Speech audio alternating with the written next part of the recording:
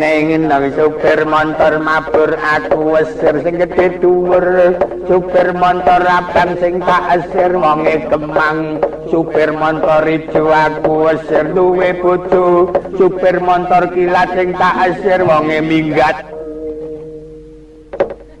minggat golek sandang pangan kok supir motor ireng sing tak esir wonge seneng supir motor biru aku esir karo Mbak Ayu supir motor cilik sing tak esir penrembok cilik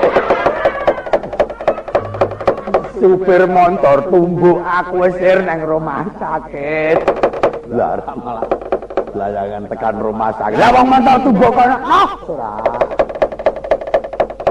motor cilik barang disupir kira ya akhirnya kare kamu kuwi sir kok karo mbok cilik. Kuwi wis golek butange ora. Ora urus.